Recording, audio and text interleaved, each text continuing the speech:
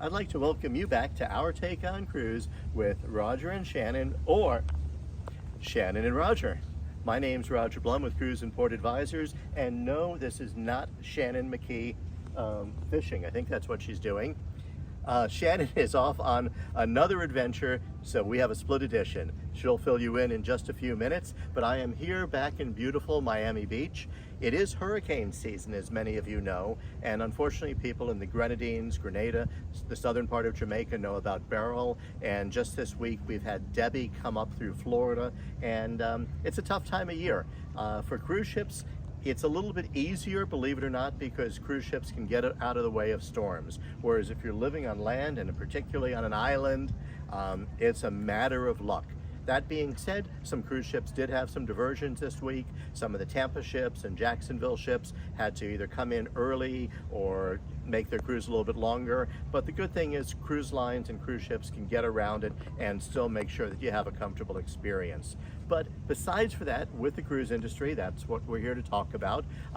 It's been great to see the earnings of the cruise lines that have been announced recently. Cruise lines are actually making money again. Now, naturally, the debt service is incredible coming out of the pandemic, but the big news was with all this money, the cruise lines are finally making money to pay off the debts. Royal Caribbean Group has announced that they're going to be reinstating their dividend. It'll be 40 cents a share, quarterly dividend, which is really, really big news. So congratulations to Royal. That's great. Congratulations to the cruise industry. Let's hope that we can actually get back to normal financially.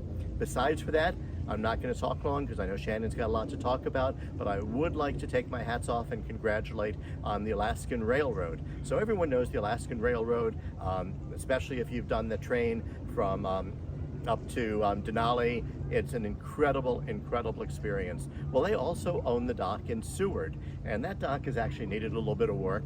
So they have now finally put together a great plan to rebuild that dock. It'll be the largest floating dock in Alaska, and they're doing this in conjunction with Royal Caribbean Group. Royal Caribbean Group has signed a 30-year agreement to use this dock, and I imagine with the volume that they'll bring in, that's what secured the funding to make this big dock deal.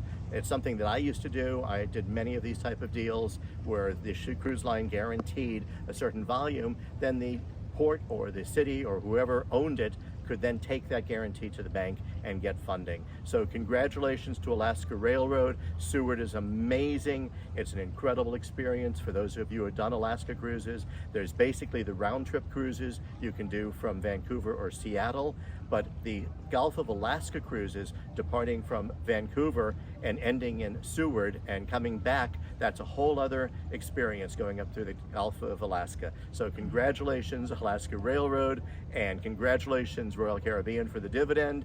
And Shannon, since you're not fishing, what are you up to, Shannon?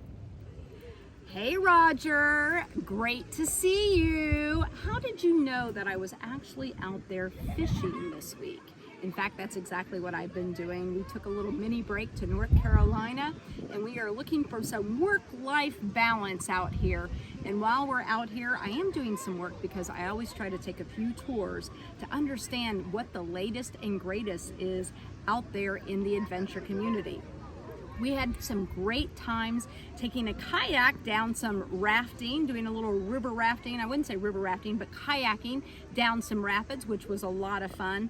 But it made me think about a lot about the cruise industry and the tour operators that they use and the guides that the tour operators use and train, because I think it's such an important topic. When it comes to people, the guides can make or break a tour, as we very well know. And while our tour guide was okay, I wouldn't say she was outstanding, what I know is that the cruise industry and the tour operators that work with the cruise industry know how important that is. And it all goes back to the people and the training that you give them. And there are some fantastic trainers out there, including our good friend Claudine Cole with Lemonade and so many more. But there's another gentleman out there that I wanted to give a shout out to, which is Dr. Grant Van Olbrich. You know, the industry is also about change, people and change, and there's always change in this industry. As I was reading through the trades, lots of new faces that I see. And he has a system, Dr. Grant, called Scared So What? And it's about change management. comes with an app, and it's something that I think you should check out because I think it really is the future. We have a lot of change, there's always a lot of change, and it's helping manage our people's anxiety around change. I know I'm going to put the Access Cruise team through this, and I'm looking forward to learning more. So big shout out to Dr. Grant Van Olbrich. Great job, Grant. Love the book. Can't wait to dig in a little bit more into your change management course.